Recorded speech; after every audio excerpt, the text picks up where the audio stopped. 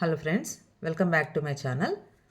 ఈరోజు క్లాస్లో important topics అయినటువంటి ఎన్సిఎఫ్ 2005, ఆర్టీఈ 2009 ఈ రెండు టాపిక్స్లో బిట్స్ కవర్ చేద్దాము. సో క్లాస్ స్టార్ట్ చేయబోయే ముందు ఇప్పుడు టెట్ రాసే వాళ్ళందరూ కూడా క్వశ్చన్ పేపర్స్ కొంచెం టఫ్గా ఉన్నాయని అంటున్నారు.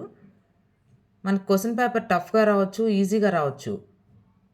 కానీ ఈ నార్మలైజేషన్ వల్ల రిజల్ట్ జెన్యూన్గా ఉండడం లేదని నాకు అనిపిస్తుంది. నార్మలైజేషన్ కాకుండా మామూలుగా అయితే ఎవరికి ఎన్ని మార్క్స్ వచ్చాయని చెప్పి కరెక్ట్గా తెలిసిపోతుంది. కాబట్టి మనం ఎన్నిసార్లు చెప్పినా గవర్నమెంట్ నార్మలైజేషన్తోనే ఎగ్జామ్స్ కండక్ట్ చేస్తున్నారు. నెక్స్ట్ డిఎస్సి అయినా నార్మలైజేషన్ లేకుండా ఒక డిస్ట్రిక్ట్కి ఒక పేపర్ ఉండేటట్టు కండక్ట్ చేయాలని నా ఛానల్ తరఫు నుంచి కూడా నేను కోరుకుంటున్నాను. ఈ టెట్ మార్క్స్ అనేవి డిఎస్సికి చాలా యూస్ఫుల్ కాబట్టి కొంచెం నెక్స్ట్ రాయబోయే వాళ్ళైనా టెన్షన్ పడకుండా జాగ్రత్తగా ఆలోచించి ఎగ్జామ్ రాయండి. రాయబోయే వాళ్ళందరికీ, టెట్ రాయబోయే వాళ్ళకి ఆల్ ది బెస్ట్ అండి. సో నా ఛానల్ని కొత్తగా చూస్తున్న వాళ్ళు సబ్స్క్రైబ్ చేసుకోండి. అలాగే వీడియోని లైక్ చేసి మీకు తెలిసిన వాళ్ళందరికీ షేర్ చేయండి. ఓకే, ఫస్ట్ బిట్ చూద్దాం. ఎన్సిఎఫ్ అంటే అసలు నేషనల్ కరికులం ఫ్రేమ్వర్క్.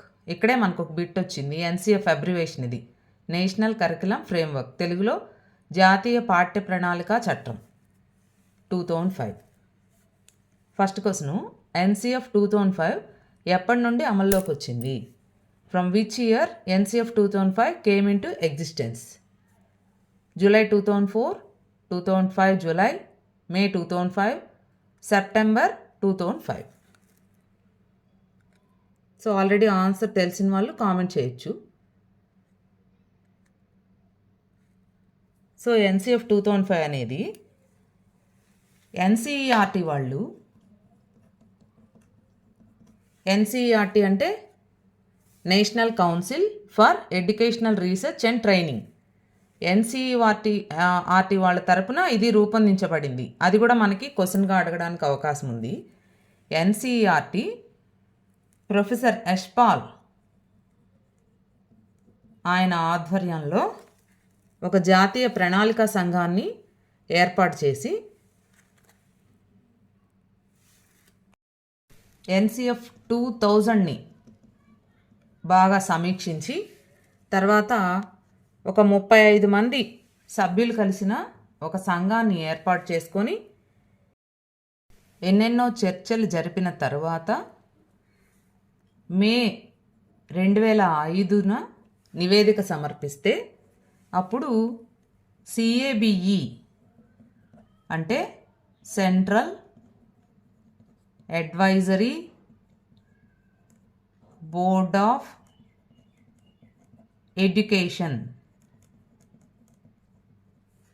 సిఏబిఈ దాన్ని ఓకే చేస్తే అప్పుడు సెప్టెంబర్ 2005న అది అమల్లోకి వచ్చిందనమాట.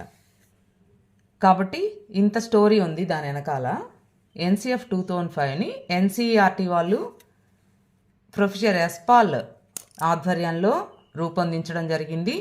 ఎన్సిఎఫ్ 2000ని సమీక్షించి ఎన్నెన్నో చర్చలు జరిపిన తర్వాత ఆ సంఘంలో 35 మంది సభ్యులు ఉంటారు. అది మే 2005న నివేదిక సమర్పిస్తే అది సిఏబిఈ అంటే central advisory board of education September 2005న అమల్లోకి తీసుకొచ్చింది. కాబట్టి ఎప్పటి నుంచి అమల్లోకి వచ్చింది అంటే సెప్టెంబర్ 2005. నెక్స్ట్, ఎన్సిఎఫ్ 2005 యొక్క చైర్మన్ ఇప్పుడే చెప్పాను. The chairman of NCF 2005 is professor Yashpal.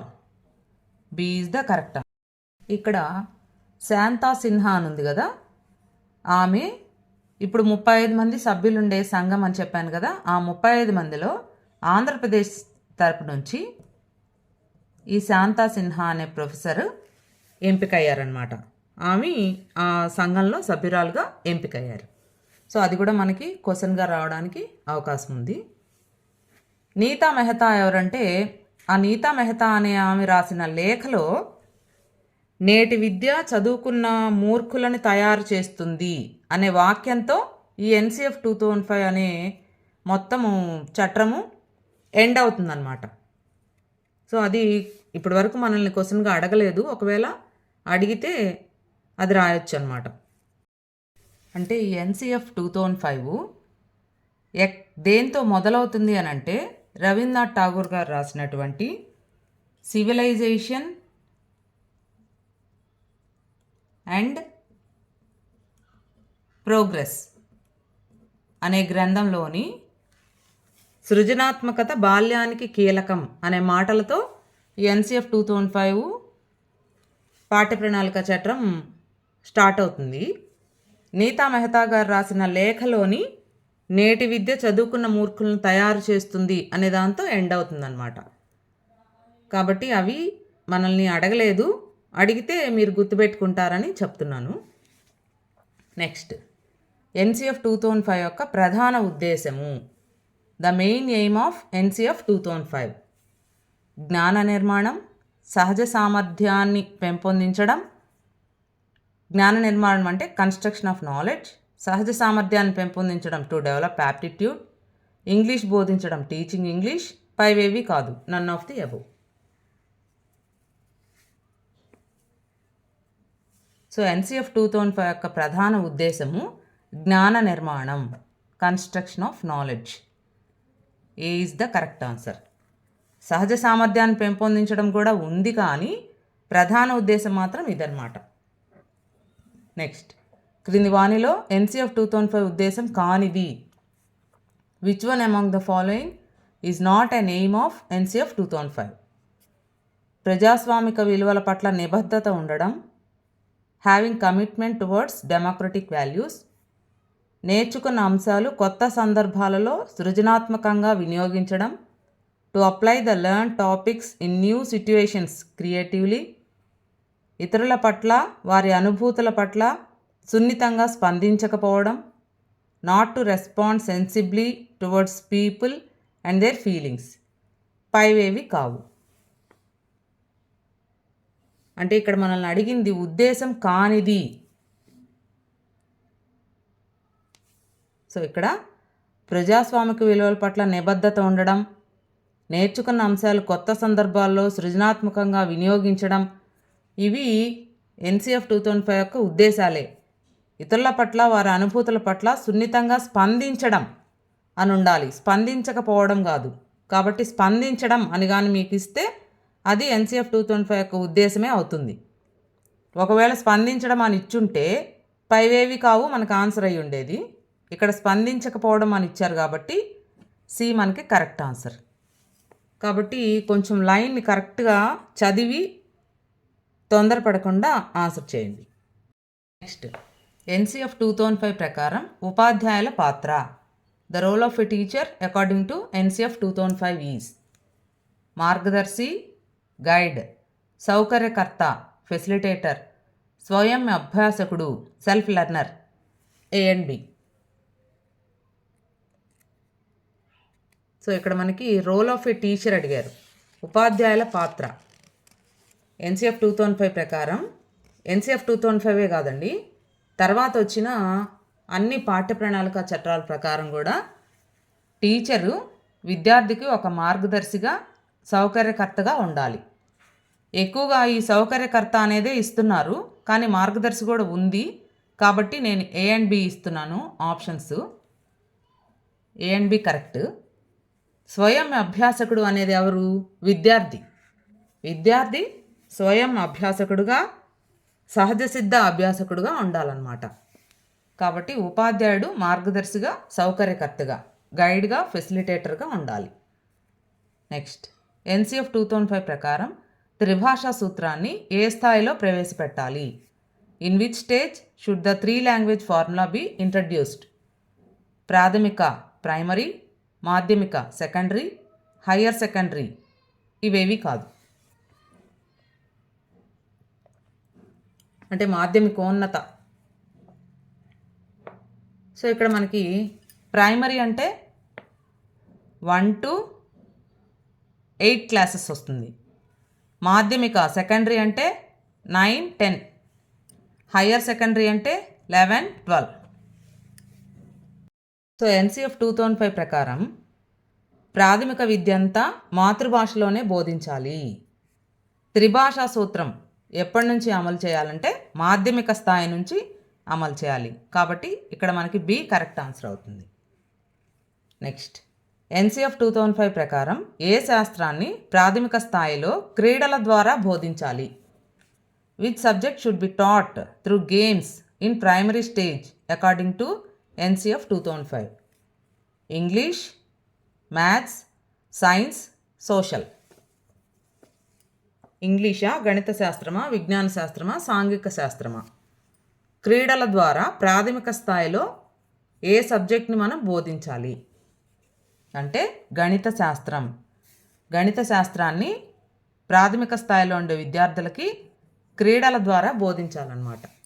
Next, విజ్ఞాన శాస్త్రాన్ని బోధించడం వలన విద్యార్థులకు కలిగే ప్రయోజనం కానిది. Which of the following is not an advantage of teaching science? పరిశీలనా శక్తి, అబ్జర్వేషన్. పర్యావరణ స్పృహ, ఎన్విరాన్మెంటల్ అవేర్నెస్. పని అనుభవం, వర్క్ ఎక్స్పీరియన్స్. విరామకాల దుర్వినియోగం, misuse of leisure time. So ఇక్కడ మనకు అడిగింది ప్రయోజనం కానిది అన్నారు. విజ్ఞాన శాస్త్రాన్ని బోధించడం వలన పరిశీలనా శక్తి వస్తుంది, పర్యావరణ స్పృహ వస్తుంది, పని అనుభవం దొరుకుతుంది, విరామకాల సద్వినియోగం జరుగుతుంది కానీ దుర్వినియోగం జరగదు. కాబట్టి విరామకాల సద్వినియోగం కూడా విజ్ఞాన శాస్త్రాన్ని బోధించడం వలన కలిగే ప్రయోజనమే. ఇక్కడ దుర్వినియోగం అని ఇచ్చారు కాబట్టి ఇది మనకి రాంగ్ అవుతుంది, ఆన్సర్ అవుతుంది. నెక్స్ట్, క్రింది వాణిలో ఏ శాస్త్రాన్ని రాజనీతి శాస్త్రంగా బోధించాలని ఎన్సిఎఫ్ 2005 పేర్కొంది?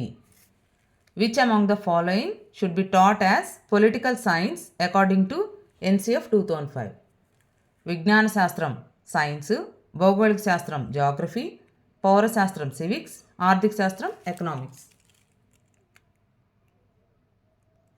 అంటే ఆ శాస్త్రాల్లో ఒక శాస్త్రాన్ని రాజనీతి శాస్త్రంగా బోధించాలి అని చెప్పి ఎన్సిఎఫ్ 2005 పేర్కొంది. పొలిటికల్ సైన్స్గా టీచ్ చేయాలి అని. అదేంటి అంటే సివిక్స్, పౌరశాస్త్రం. సి మనకి కరెక్ట్ ఆన్సర్. నెక్స్ట్, మౌఖిక విధానం ద్వారా మూల్యాంకనం క్రింది తరగతులకు ఉంటుంది. These classes will have evaluation through oral tests.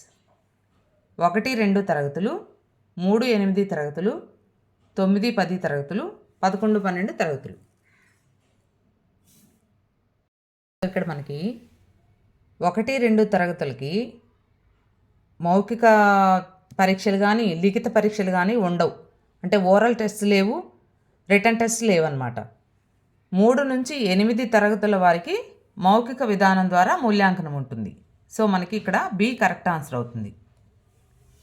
ఇంకా 9-10 తరగతులు, 11-12 తరగతుల వారికి ప్రాజెక్టు పరీక్షలు, తర్వాత మామూలు రిటర్న్ టెస్టులు, స్వీయ మూల్యాంకన పద్ధతులు, వీటి ద్వారా వాళ్ళకి ఎవాల్యుయేషన్ అనేది ఉంటుంది. కాబట్టి ఇక్కడ మనకు ఆన్సర్ బి. నెక్స్ట్, 6-8 తరగతులకు హోంవర్క్ కేటాయించిన సమయం. The time allotted for children's homework in 6-8 classes. రోజుకి 1 గంట, వారానికి 6 గంటలు, వారానికి 2 గంటలు. A and B.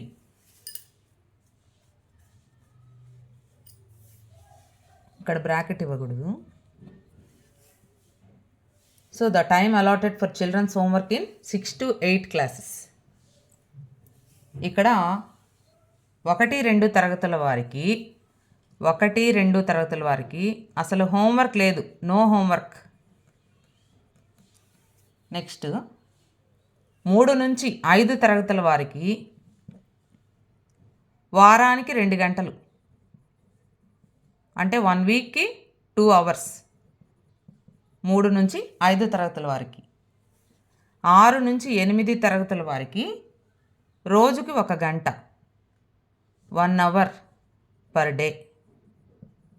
రోజుకి 1 గంట, వారానికైతే 6 గంటలు. 6-8 తరగతుల వారికి రోజుకు 1 గంట, వారానికి 6 గంటలు. 9, 10 తరగతులకి రోజులో 2 గంటలు, అలాగే వారానికి 10 లేదా 12 గంటలు అన్నమాట. సో ఇవి గుర్తుపెట్టుకోండి. 1, 2 తరగతులకి హోంవర్క్ లేదు.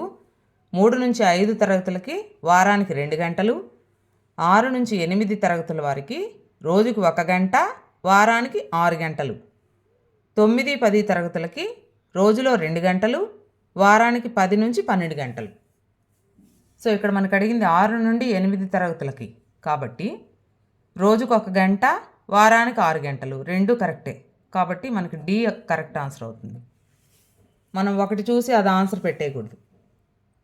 సో క్వశ్చన్ మనం క్లియర్గా చదవాలి, ఆప్షన్స్ కూడా కరెక్ట్గా చూసుకోవాలి.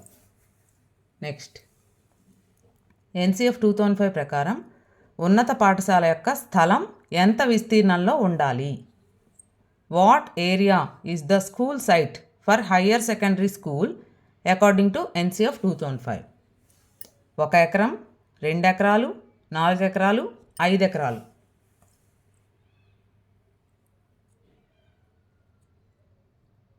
సో ఉన్నత పాఠశాలకి ఎంత స్థలం కేటాయించాలి అని అంటే, ప్రాథమిక పాఠశాలకైతే 1 ఎకరం, ప్రైమరీ ఎలిమెంటరీ స్కూల్కి 1 ఎకరం ఉండాలి. మాధ్యమిక పాఠశాలకు కూడా 1 ఎకరం ఉండాలి. ఉన్నత పాఠశాలకు మాత్రం 5 ఎకరాలు అన్నమాట. కాబట్టి ఇక్కడ మనకు అడిగింది ఉన్నత పాఠశాల కాబట్టి 5 ఎకరాలు. D is the correct answer. ఇంకా ఈ ఎన్సిఎఫ్ 2005కి సంబంధించి మనం ఇంపార్టెంట్ విషయాలు చూస్తే, బట్టి విధానాన్ని ప్రోత్సహించకూడదు, బట్టి విధానాన్ని నిషేధించాలి అనేది మనకి పాఠ్య ప్రణాళిక చట్టాలన్నింటిలో కూడా ఉంది. అంటే కంటత పట్టే పద్ధతిని ప్రోత్సహించకూడదు, అది కూడా మనకి బిట్టుగా అడుగుతూ ఉంటారు. నెక్స్ట్, విద్యార్థులకి ప్రశ్నించే తత్వాన్ని అలవాటు చేయాలి. వారు చదివే స్కూల్కి దగ్గరగానే పరీక్ష రాసే స్కూల్ కూడా ఉండాలి. దాని తర్వాత పాస్ ఫెయిల్ విధానాన్ని రద్దు చేయాలి. ఇలాంటివన్నీ కూడా ఈ ఎన్సిఎఫ్ 2005లో ఉన్నాయి. కాబట్టి ముఖ్యంగా ఎక్కువగా మనకి ఇచ్చే క్వశ్చన్సే నేను ఇక్కడ మీకు ఇచ్చాను. నెక్స్ట్, ఆర్టీ 2009 చూద్దాం. Next, right to education act 2009, విద్యా హక్కు చట్టం, RTE abbreviation right to education act 2009. RTE 2009 ఎప్పటి నుండి అమల్లోకి వచ్చింది? From when RTE 2009 came in to existence? July 20, 2009, August 26, 2009, April 1, 2009, April 1, 2010.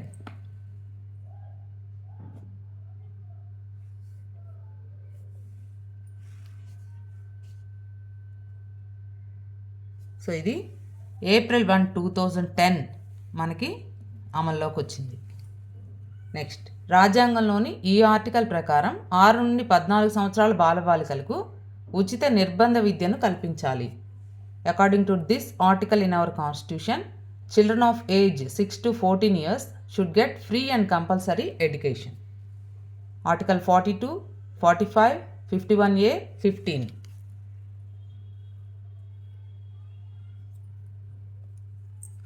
So దీనికి ఆన్సర్ తెలుసుకోబోయే ముందు ఈ ఆర్టికల్స్ చూద్దాం. ఆర్టికల్ 41 ఇచ్చారు, 42 ఇచ్చారు. ఇక్కడ 41, ఆర్టికల్ 41 మనకి ఏం తెలియజేస్తుందంటే, నిరుద్యోగం, వృద్ధాప్యం ఇట్లాంటి సమస్యలు ఉన్న సందర్భాల్లో పని, విద్య, సహాయం పొందే హక్కుని ఆర్టికల్ 41 మనకి తెలియజేస్తుంది. ఆర్టికల్ 42 ఏం తెలియజేస్తుందంటే, న్యాయమైన మరియు మానవీయమైన పని పరిస్థితులను నిర్ధారించడానికి, అలాగే ప్రసూతి ఉపశమనం, మెటర్నిటీ లీవ్స్ అంటారు కదా, అలాంటి వాటికి ఆర్టికల్ 42. ఆర్టికల్ 45 మనకి బాలబాలికలకు ఉచిత నిర్బంధ విద్యను కల్పించాలని తెలియజేస్తుంది. ఆర్టికల్ 51A తల్లిదండ్రులందరూ తమ పిల్లలకు 14 సంవత్సరాల వయసు వచ్చే వరకు ఉచిత విద్యను పొందే అవకాశాన్ని కల్పించాలని ఆర్టికల్ 51A తెలియజేస్తుంది. ఆర్టికల్ 15 ఏంటంటే జాతి, మతము, కులము, లింగము, ప్రాంతీయ భేదాలు ఇలాంటివి ఏమి లేకుండా ఈ చట్టాలను అమలు చేయాలని చెప్పి ఆర్టికల్ 15 మనకి తెలియజేస్తుంది. కాబట్టి ఇక్కడ మనకి 6 నుంచి 14 సంవత్సరాల బాలబాలికలకు ఉచిత నిర్బంధ విద్యను కల్పించాలనేది ఆర్టికల్ 45. కాబట్టి బి మనకి కరెక్ట్ ఆన్సర్. నెక్స్ట్ ఆర్టీఈ 2009లోని ఈ సెక్షన్లో 6 నుండి 14 సంవత్సరాల పిల్లలకు ఉచిత నిర్బంధ ప్రాథమిక విద్యను అందించడం ముఖ్య ఉద్దేశంగా ఉంది. Free and compulsory education to children of 6 to 14 age group is the main aim of this section in RTE 2009. Section 1 or 2 or 3 or 4. So ఇది సెక్షన్ 1లో ముఖ్య ఉద్దేశం అన్నమాట. A is the correct answer. RTE 2009లో గల అధ్యాయాలు, సెక్షన్లు మరియు షెడ్యూళ్ల సంఖ్యలు వరుసగా the number of chapters, sections and schedules in RTE 2009. So RTE 2009లో మనకి 7 అధ్యాయాలు, 38 సెక్షన్లు, ఒక షెడ్యూల్ ఉన్నాయి. కాబట్టి 738(1) ఇది మనకి కరెక్ట్ ఆన్సర్. నెక్స్ట్ RTE 2009లోని కింద సెక్షన్లను వాటి ముఖ్య అంశాలతో జతపరచండి. Match the following sections in RTE 2009 with the main topics in them. అంటే సెక్షన్ 1 and 2లో ఏది మెయిన్ టాపిక్, 3 to 5లో, 6 to 11లో, 12 to 38లో, 29 to 30లో ఇట్లా. ఇది ఒక్కొక్కటి ఒక్కొక్క బిట్టుగా ఇవ్వకుండా ఇట్లా మ్యాచింగ్ లాగా ఇచ్చేసాను. సో డైరెక్ట్గా ఆన్సర్కి వచ్చేద్దాం. ఇంగ్లీష్ మీడియం వాళ్ళకి కింద ఇచ్చేసా డైరెక్ట్గా ఆన్సర్. సెక్షన్ 1 and 2 ఈ సెక్షన్స్లో ముఖ్యమైన అంశము పేరు, పరిధి, అమలు గూర్చిన సమాచారం. నెక్స్ట్ సెక్షన్ 3 to 5 ఈ సెక్షన్స్లో ప్రవేశం, బదిలీ, ధృవీకరణ పత్రం. ఇక్కడ ఇచ్చా చూడండి, ఎంట్రన్స్ ట్రాన్స్ఫర్ సర్టిఫికేట్. ఫస్ట్ది వచ్చి information about name, range and implementation. Entrance transfer certificate అది సెక్షన్ 3 to 5లో దాని గురించిన ఇంపార్టెంట్ ఇన్ఫర్మేషన్ ఉందన్నమాట. నెక్స్ట్ సెక్షన్ 6 to 11లో responsibilities of central, state governments and parents about education. విద్యా విషయంలో కేంద్ర, రాష్ట్ర ప్రభుత్వాలు, తల్లిదండ్రుల బాధ్యతలు. ఇది మనకి 6 to 11లో ఉంది. నెక్స్ట్ 12 to 38లో పాఠశాలలు, తల్లిదండ్రులు, ఉపాధ్యాయుల బాధ్యతలు. Responsibilities of parents, schools and teachers. ఇది 12 to 38లో ఇంపార్టెంట్. సెక్షన్ 29 to 30లో డి నాణ్యమైన విద్యకు విద్యా ప్రణాళికలు, మూల్యాంకనం. అంటే plans for quality education and evaluation. So ఇక్కడ డి. నెక్స్ట్ సెక్షన్ 31 to 34లో బాలల హక్కుల పర్యవేక్షణ, బాలల ఫిర్యాదులు, సలహా సంఘం. Monitoring of children rights complaints. ఇది బి. సెక్షన్ 37 to 38లో issuing orders for the implementation of law. చట్టం అమలుకు కావలసిన చర్యలు, ఆదేశాల జారీ. కాబట్టి ఇవే మెయిన్ టాపిక్స్ అన్నమాట ఆ సెక్షన్స్లో. వాటి గురించే క్వశ్చన్స్ ఉంటాయి. కాబట్టి ఇక్కడ మనకి EFAGDBC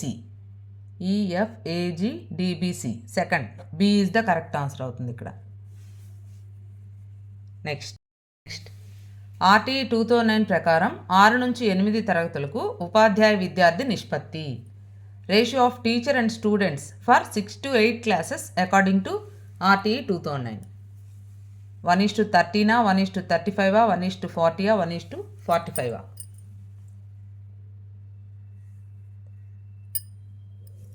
సో ఇక్కడ 1 నుంచి 5 తరగతుల వరకు అయితే 1:30, 6 నుంచి 8 తరగతుల వరకు 1:35. ఇప్పుడు ఇట్లా ఉపాధ్యాయ విద్యార్థి నిష్పత్తి కాకుండా విద్యార్థి ఉపాధ్యాయ నిష్పత్తి అనిస్తే రేషియోని చేంజ్ చేసుకోవాలి. కాబట్టి ఇక్కడ మనకి B is the correct answer. Next, RTE 2009 ప్రకారం 1 నుంచి 5 తరగతులకు ఏడాదికి పని దినాల సంఖ్య, number of working days for 1 to 5 classes per year according to RTE 2009. 150, 200, 220, 250.